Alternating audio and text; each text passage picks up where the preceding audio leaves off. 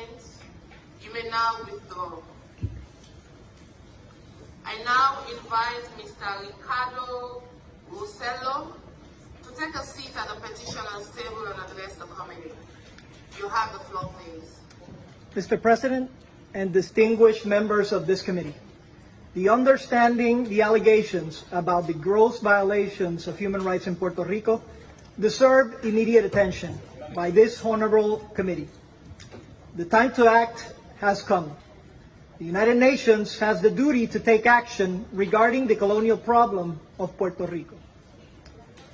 I made this statement 9 years ago to this very committee in this very hall.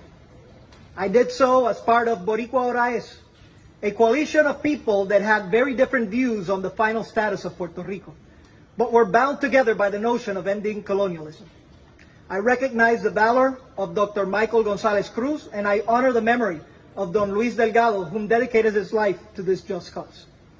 That unconventional coalition was brought together not by traditional alliances, cronyism, or friendships, but rather by choice. By the choice to take a stand together in a crucial juncture in our history. And choice is the major theme of this conversation. At that moment, I was young, idealistic, and full of hope that this committee would take action and take their obligation seriously to eradicate colonialism at the petition of the people of Puerto Rico. Now, almost a decade later, I stand here with the extended congressional delegation of Puerto Rico. I stand before you a little bit older, with a few new scars, a little less idealistic, but still hope remains.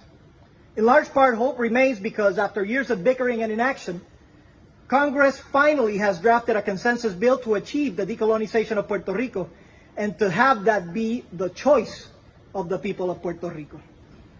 You can choose all these years after, you too have a choice. Not an obligation as I originally thought, but yes, a choice. You can choose to stay on the sidelines once again, or you can choose to actively engage. You can choose to support an option that has never garnered more than 10%, or choose to accept the will of the people of Puerto Rico.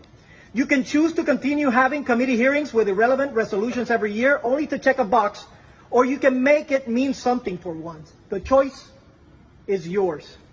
My ask for you is to be very explicit on your resolution and support the congressional efforts to get a decolonization bill together for Puerto Rico. And more importantly, to urge Congress to act in this limited window of opportunity. I stand for statehood, but above all, I stand for democracy, equality, and the power of choice. The historic opportunity is there to act. The power of choice to do so is in your hand. Thank you very much.